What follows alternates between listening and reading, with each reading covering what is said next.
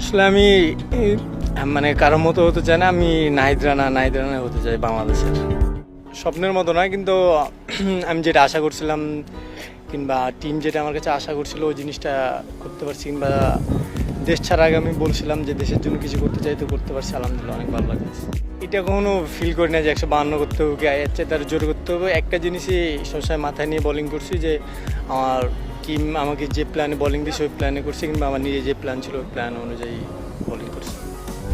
তারা অনেক হ্যাপি, আমার ফ্রেন্ড সার্কেল, বাসার সবাই, গ্রামের মানুষ সবাই তারা অনেক খুশি, বলতেছে যে অনেক ভালো হয়েছে, সামনে এগিয়ে যাও। সত্যি কথা বলতে আমি সেভাবে কাউকে ফলো করা হয় না, তবে আমার বাংলাদেশের সব পেস বোলার ভালো লাগে, কারণ তাদের টিভিতে খেলা দেখে বড় হয়েছি। সেরকম মানে কেউ একজন, আমি বললাম তো বাংলাদেশের সবারই ভালো লাগে, ওদের সবার খেলা দেখে আমি বাংলাদেশের যারা আমার সিনিয়র, সবাই তো আমার সিনিয়র, তাদের খেলা দেখে টিভিতে এই ধরনের ছোটো থেকে বড় হয়েছি, তো তাদের সবার বোলিংই ভালো লাগে আমার। প্রিপারেশন আছে, আজকে প্র্যাকটিস করলাম, আলহামদুলিল্লাহ প্রিপারেশন ভালো হয়েছে। তো প্রিপারেশনটা যত ভালো হবে ওখানে যে ম্যাচের মধ্যে তত ইয়ে করা ভালো হবে।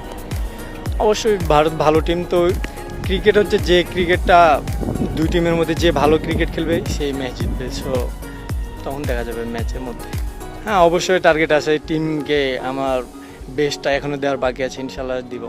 বেস্ট জিনিস এটা তো বলে করা যায় না, এটা ধরেন রিদমের উপরে নির্ভর করে, কখন দেখবো হয়ে গেছে।